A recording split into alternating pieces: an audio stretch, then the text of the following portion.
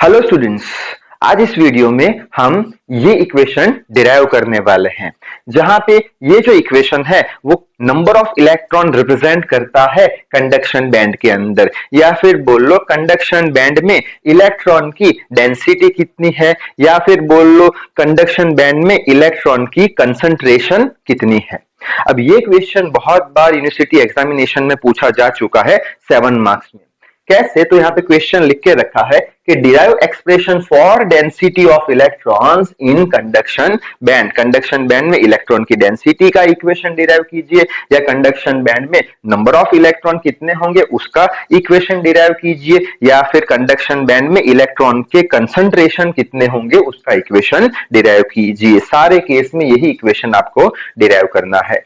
So I hope you are ready with your pen and paper. So without wasting much time let us start this video.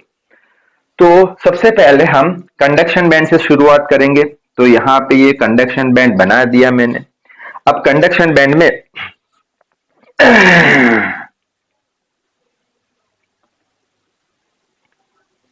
Valence band से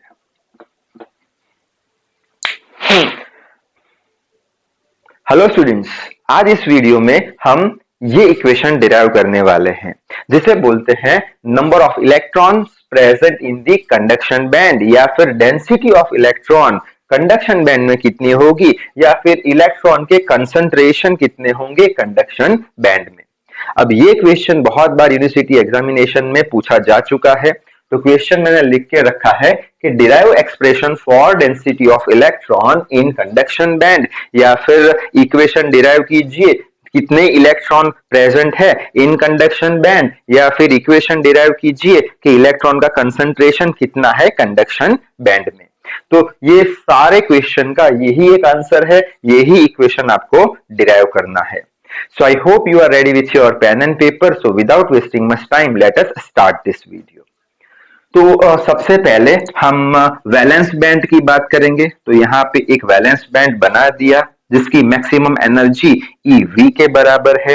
valence band के अंदर बहुत सारे valence electron होते हैं, जिससे करके वैलेंस बैंड में बहुत सारे एनर्जी लेवल्स होते हैं। तो ऐसे करके कुछ ऐसे एनर्जी लेवल मैं बना देता हूं। ये सारे क्या रिप्रेजेंट करते हैं? एनर्जी लेवल किसके? वैलेंस इलेक्ट्रॉन के। तो ये रहे सारे वैलेंस इलेक्ट्रॉन। आपको एक चीज याद रखनी है कि जहां भी इलेक्ट्रॉन होगा वो अपने एनर्जी लेवल बना देगा। ठीक है। अब इसके ऊपर हमें पता है एक दूसरा बैंड होता है जिसे हम बोलते हैं कंडक्शन बैंड, जिसकी मिनिमम एनर्जी EC के बराबर होती है। और बीच में से कहां पे हमें पता है एक दूसरी एनर्जी लेवल होती है जिसे हम फर्मी लेवल एनर्जी बोलते हैं। अब अगर हमें इलेक्ट्रिसिटी कंडक्ट करानी है तो हमें क्या करना पड़ेगा? यहाँ पे कुछ heat in form of energy देनी पड़ेगी, या फिर कुछ टेम्परेचर T देना पड़ेगा, जिससे करके वैलेंस बैंड के इलेक्ट्रॉन कंडक्शन बैंड में चले जाए। ठीक है। अब हम ऐसा अज्यूम करेंगे कि हम कुछ एनर्जी E, यहां तक कुछ एनर्जी E दे रहे हैं, यहां से लेके यहां तक कुछ एनर्जी E दे रहे हैं, जिससे करके इलेक्ट्रॉन कंडक्शन बैंड में यहां तक प्रेजेंट है। यानी यहाँ पे इलेक्ट्रॉन प्रेजेंट है तो वो अपने एनर्जी लेवल बनाएंगे, यहाँ पे भी एनर्जी लेवल बनाएंगे, सारी जगह पे। अब ये जो कंडक्शन इलेक्ट्रॉन है शायद यहां भी प्रेजेंट हो सकते हैं, लेकिन हम तो सिर्फ और सिर्फ E एनर्जी देने की बात कर रहे हैं कि यहां तक कंडक्शन बैंड में इलेक्ट्रॉन प्रेजेंट है। ठीक है। पूरे बैंड में भी प्रेजेंट हो सकते हैं, लेकिन E एनर्जी के लिए इतने पोर्शन में प्रेजेंट है। अब हमें फाइंड क्या करना है? हमें फाइंड करना है कि कंडक्शन बैंड में कितने नंबर ऑफ इलेक्ट्रॉन है। अब इलेक्ट्रॉन तो बहुत ही स्मॉल पार्टिकल है, क्वांटम पार्टिकल है, उसे हम काउंट तो नहीं कर सकते। तो कैसे नंबर ऑफ इलेक्ट्रॉन ढूंढे? तो उसके लिए हम एक काम करेंगे, हम एक छोटा सा एनर्जी DE ले लेंगे, छोटा सा एनर्जी DE ले लेंगे, बाल से भी कई गुना ज्यादा पतला एक एनर्जी लेवल DE ले लेंगे यहाँ पे, कहां पे, और उसके अंदर कितने स्मॉल नंबर ऑफ इलेक्ट्रॉन है यानी DN कितने हैं वो फाइंड कर लेंगे। ठीक है। अब बाद में स्मॉल नंबर ऑफ इलेक्ट्रॉन हमें स्मॉल एनर्जी लेवल D में अगर मिल गए तो हम इसका इंटीग्रेशन कर देंगे, जिससे करके अब हमें total number of electron present in conduction band का आंसर मिल जाएगा। ठीक है। अच्छा, अब कैसे फाइंड करें DN की वैल्यू? तो उसके लिए एक एग्जाम्पल देख लेते हैं। जैसे कि मेरे पास एक कॉइन है, 1 रुपए का सिक्का है, उसे मैं सपोज करो 10 बार उछालता हूं, टॉस करता हूं, और मुझे ये फाइंड करना है कि हेड मुझे कितनी बार मिलेगा। तो मैं क्या करूंगा, 10 बार उछाला, हेड अगर मिलना है तो उसकी प्रोबेबिलिटी 50% होती है, ठीक है। तो मुझे फाइनल आंसर मिलेगा, ये कितना आ जाएगा, 5 2 5 10, यानी 5 बार मुझे हेड मिलेगा। यानी जो नंबर है वो नंबर 5 के बराबर होगा, 5 बार मुझे हेड मिल सकता है। यानी इसका इक्वेशन अगर लिखूं, नंबर का इक्वेशन लिखूं, तो क्या हो जाएगा, नंबर इज इक्वल टू कितनी बार कॉइन मैंने टॉस किया, टोटल 10 बार मल्टीप्लाई विथ ये क्या हो गया, 1/2 मिलने की प्रोबेबिलिटी हो गई। तो ये हमारा हो गया प्रोबेबिलिटी, ठीक है। अब ये इक्वेशन आपको याद रखना है क्या, number is equal to total into probability. एक और एग्जांपल देख लेते हैं। जैसे कि एक बॉक्स है, बॉक्स के अंदर 3 बॉल है, सपोज रेड कलर का, येलो कलर का और ब्लू कलर का, ठीक है। वापस से मुझे नंबर फाइंड करना है किसका, रेड बॉल मुझे कितनी बार मिलेंगे, रेड बॉल मुझे कितनी बार मिलेंगे। और मैं ये प्रोसेस कर रहा हूं टोटल 6 बार, टोटल 6 बार ये मैं प्रोसेस कर रहा हूं। एक बार अगर मैं उठाऊं तो रेड मिलने की प्रोबेबिलिटी कितनी हो जाएगी, 1/3 जितनी हो जाएगी। तो कितनी बार रेड मुझे मिलेगा, 2 टाइम्स मुझे रेड बॉल मिल जाएगा, ठीक है। अब यही चीज हम यहां अप्लाई करने वाले हैं। कैसे, हमें नंबर ढूंढना है, नंबर ऑफ इलेक्ट्रॉन, तो मैं बोलूंगा dn ढूंढना है, इज इक्वल टू क्या हो जाएगा, टोटल इंटू प्रोबेबिलिटी। अब टोटल यानी क्या, हमें यहां पे इलेक्ट्रॉन ढूंढने हैं, यानी कि यहां पे total number of energy level कितने हैं, यहां पे total number of energy level कितने हैं, जिसे हम बोलते थे डेंसिटी ऑफ स्टेट, ठीक है। तो total number of energy level को हम बोलते थे डेंसिटी ऑफ स्टेट। इसका पूरा वीडियो और इसका डेरिवेशन प्लेलिस्ट में आपको मिल जाएगा, नहीं तो आप टाइप कर सकते हो डेंसिटी ऑफ स्टेट बाय, हमारे चैनल का नाम आप लिख लेना, ठीक है। डेंसिटी ऑफ स्टेट मिल गया total, multiply with probability. Probability कैसे मिलती थी हमको अगर याद हो तो, वो हमने फर्मी फंक्शन में देखा था। कोई भी एनर्जी लेवल पे कितने इलेक्ट्रॉन है वो मिलने की प्रोबेबिलिटी फर्मी लेवल बताता था हमें, ठीक। अच्छा, अब डेंसिटी ऑफ स्टेट जो है उसका इक्वेशन या फिर नोटेशन क्या था, वो था Z of E dE multiply with Fermi function को हम क्या बोलते थे, F ऑफ E बोलते थे, ठीक है। अब यहां तक तो कहानी समझ में आ चुकी होगी आपको, आगे बढ़ते हैं। अब अगर बात करें Z ऑफ E dE की, तो उसका इक्वेशन भी हमने डिराइव किया था डेंसिटी ऑफ स्टेट में। Z ऑफ E dE क्या था, π/2 into the bracket 8m divided by h square whole raised to 3/2 e raised to 1/2 dE। ये भी हमने डिराइव किया था पिछले वीडियो में। अब यहाँ पे इलेक्ट्रॉन मोशन में है, तो जब इलेक्ट्रॉन मोशन में होते हैं तब हम उसका इफेक्टिव मास कंसीडर करते हैं। तो ये हो गया हमारा इफेक्टिव मास मींस m स्टार, किसका, इलेक्ट्रॉन का, तो m सफिक्स e लिख देता हूं मैं। अच्छा, तो ये Z ऑफ E D आगे अगर लिखे तो π/2 8m E star divided bye h square. Energy की बात करें, एनर्जी की, तो हमें कितने एनर्जी तक इलेक्ट्रॉन फाइंड करने हैं, तो मैं बोलूंगा कि ये पूरी एनर्जी ये वाली और उसमें से ये माइनस कर दो तो हमें इतनी एनर्जी मिलेगी कंडक्शन बैंड की जिसमें हमें इलेक्ट्रॉन फाइंड करने हैं। ई पूरी ले लो, उसमें से इतनी माइनस कर दो तो हमें इतनी मिलेगी। सो मैं लिखूंगा ई माइनस ईसी के बराबर। सो ई की जगह लिखेंगे E minus EC whole raise to 1/2 D E, यानी हमें जेड ई डी की वैल्यू तो मिल गई है, ठीक। अब हम फाइंड करेंगे क्या, एफ ई। अब एफ ई यानी फर्मी फंक्शन, उसका भी इक्वेशन हमने देखा था, क्या था वो, 1 divided by 1 plus E raise to E minus E F divided by K T के बराबर था, ठीक। अब यहाँ पे ये जो इक्वेशन है, ये के जो है बोल्ट्जमान कांस्टेंट है और बोल्ट्जमान कांस्टेंट की वैल्यू बहुत ही ज्यादा कम होती है इन टर्म्स ऑफ 10⁻⁻23। अगर ये टर्म छोटी है, ठीक है, तो ये पूरा आंसर कैसा आएगा, 1 से बड़ा आएगा। कैसे, देख लेते हैं। जैसे कि यहां पे मैं लिख सकता हूं क्या, ये E माइनस ई एफ जो है बहुत ज्यादा बड़ा है KT से, क्योंकि इसमें है इन टर्म्स ऑफ मैं 10⁻23। तो मैं ऐसे लिख सकता हूं E minus E F divided by जो KT है, वो आंसर बहुत बहुत बड़ा होगा एक से। ये बहुत छोटा, ये बहुत बड़ा है, तो बहुत बड़ा बहुत छोटा, तो एक से तो बड़ा होने वाला है। अगर ये टर्म एक से बड़ी है तो ई रेस टू ये वाली टर्म है, ई रेस टू ये वाली टर्म है, वो भी एक से ज्यादा बड़ी हो जाएगी, जिससे करके ये जो एक है इसे हम निग्लेक्ट कर सकते हैं। तो हम ये इक्वेशन कैसे लिखेंगे, एफ ऑफ ई का कि 1 डिवाइडेड बाय A1 तो निग्लेक्ट हो गया, E raise to E minus E F divided by KT। ठीक है, अब ये ई है, इसे ऊपर ले जाएंगे तो ई रेस टू माइनस ये पूरी टर्म होगी, तो क्या हो जाएगा, ई एफ प्लस हो जाएगा, ई माइनस हो जाएगा। सो एफ ऑफ ई किसके बराबर हो जाएगा, ये पूरा ऊपर गया ई, तो ये प्लस हो गया E F minus E divided by KT। ये इसमें क्या किया, 1 upon E raise to minus 2 होता है, तो ये ई रेस टू 2 हो जाएगा, या फिर 1 अपॉन ई रेस टू 2 होगा तो ई रेस टू माइनस 2 हो जाएगा। ठीक है, तो हमें एफ ऑफ ई का भी इक्वेशन मिल गया, हमें जेड ऑफ ई का भी इक्वेशन मिल गया। दोनों इक्वेशन यहाँ पे इंसर्ट कर लेते हैं, तो लिखेंगे D N is equals to Z of E, D किसके बराबर है, pi by 2 8 ME star divided by H square whole raise to 3/2 E minus EC whole raise to 1/2 D of E। ठीक है, अब फर्मी फंक्शन का भी लिख दे यहाँ पे।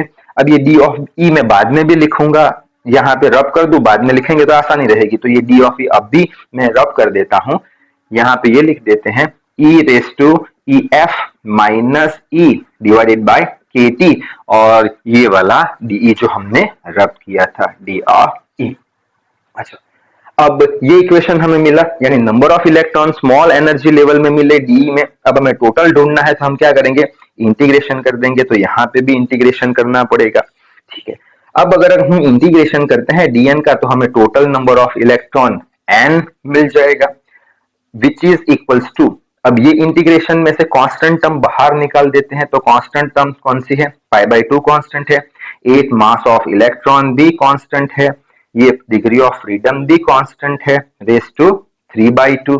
अब ये तो वेरिएबल है, इसमें से फर्मी लेवल कांस्टेंट है, तो ये E raise to EF by KT में लिख सकता हूं। ठीक है, इतना ही टर्म लिया मैंने। ठीक, और बाकी क्या रह गया, इंटीग्रेशन ऑफ π/2 तो हमने लिख चुका है।